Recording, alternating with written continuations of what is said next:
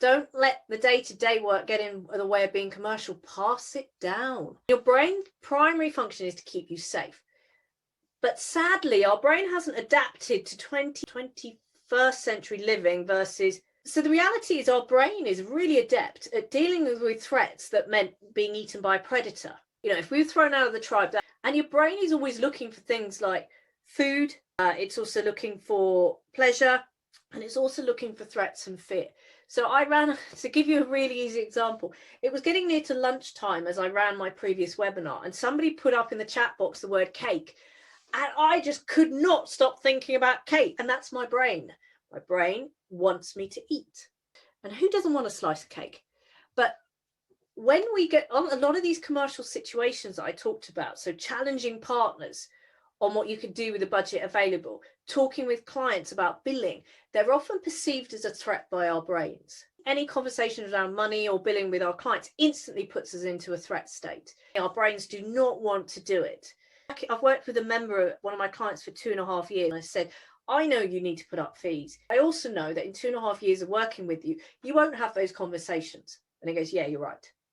And that is about a threat. So, you know, overruns, extra work being done, that puts our brain as a threat. The other thing is, we also wonder whether we can talk to the client outside the matter at hand. You know, and sometimes I ask you about this just to check it out. But also, if we take ourselves out of our comfort zone, we're experiencing a threat, because our brain perceives anything as a threat as fear, uncertainty, and doubt.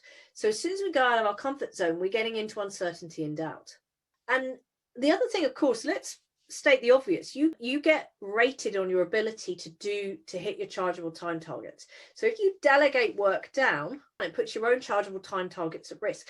I see so many senior associates, directors, managers, when I work with them on a commercial, with one of our corporate clients on a program, they get the whole point of, if I hang on to work, all I'm saying is I'm good at being a senior manager or director. I'm not good at being a partner. A lot of people think, oh, if I start low with my fee, I can then negotiate it up.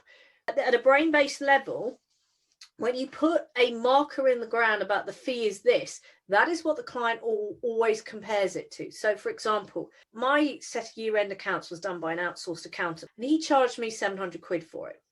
Now, the size of my business went up by 50%. So he put my year-end accounts up by 50%. Now, 700 quid for what he did was on the cheaper side, but there was no meetings. He was literally had a clean trial balance and was just getting it handed over. So there was about 2, 3, 4 hours work tops. He then came back and said it's 50% higher, and I told him basically no, it's a lot harder. I said, what are you doing that's different? So there's more transactions. Well, are you getting a clean trial balance? It doesn't matter. No. So the reality is very, very difficult. So how do we experience that fear? So what does it look like? When your brain starts to experience fear, it becomes hyper-focused on that threat. You have less access to the more lateral parts of your brain and creative thinking and the bigger picture, but it can be experienced as that small voice of doubt going, oh, you really don't want to have that conversation, and it can undermine your confidence. Yeah, we all have this voice of doubt that lives on our shoulder. But procrastination, you know, you sit there and go, I know I need to do this. This is good for my career. Why am I not doing it?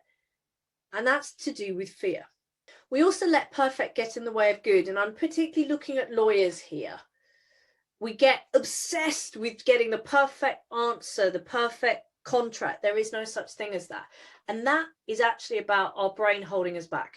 And maybe you get that pull or craving to carry on working the way you always do. Oh no, I'll go back to the old way.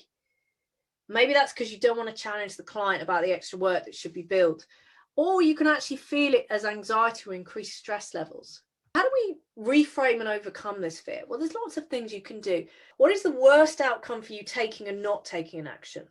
What's the worst outcome if you do it, and the worst outcome if you don't do it? And then you look at how likely is this going to be? And what are the ways you can reduce the risk of this worst case scenario from actually happening?